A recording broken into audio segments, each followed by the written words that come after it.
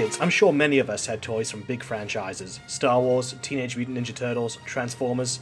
While obviously a massive revenue raiser for their exceedingly wealthy creators, action figures like Luke Skywalker and Michelangelo let us bring home the characters we loved from the movies we adored, and make our own stories with them, even if it meant crossing universes.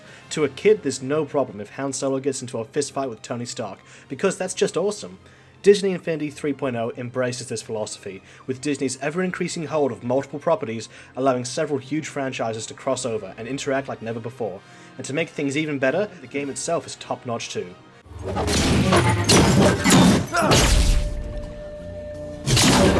Obviously, for Disney, this is the year that will end with a bang, as the company gears up to release Star Wars: The Force Awakens. Releasing ahead of the movie, Disney Infinity 3.0 comes packed in with characters and stories from Star Wars past. Twilight of the Republic is the main pack-in, with stuff from the prequels, while the optional and forthcoming Rise Against the Empire takes on the original trilogy.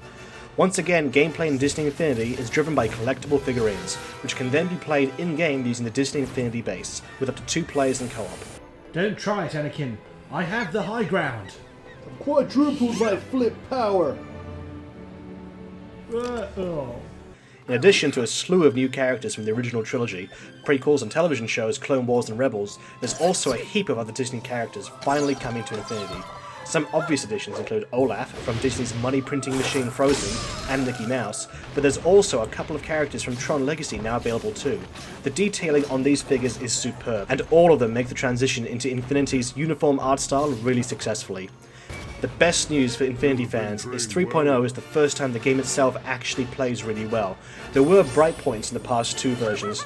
Depending on who you played as in 2.0, you could have an amazing time wrecking the world as the Hulk, or a fairly easy experience with any of the numerous flying characters. This time around, a new combat and combo engine makes the action responsive and satisfying. It's nothing groundbreaking, and we're certainly not getting into Bayonetta territory, but for a family-friendly platformer, it works quite well.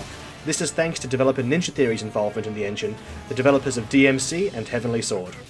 The campaign included in the Twilight of the Republic playset is also full of great action beats, like the clone army storming Geonosis, boss battles with General Grievous, and visits to Tatooine and Coruscant.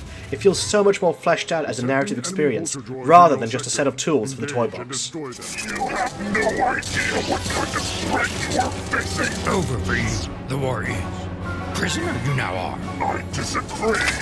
Vulture, to me! Speaking of which, the toy box and all the optional content in the game has had a huge upgrade too.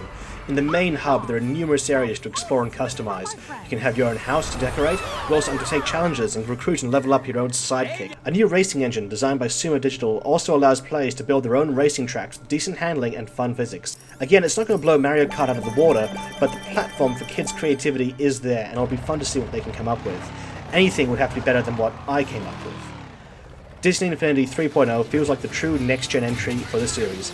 Everything has been improved over the past 2 installments, from graphics to combat to compatibility and just fun. You can take Baymax and Yoda and duke it out with the robot from The Incredibles, and if that doesn't sell you, I don't know what will. The promise of forthcoming Force Awakens content means this will be a hot item for Christmas this year, and the quality of the toys themselves means they will look great on your shelf regardless. Check it out, and for more reviews, head to rocketchainsaw.com.au.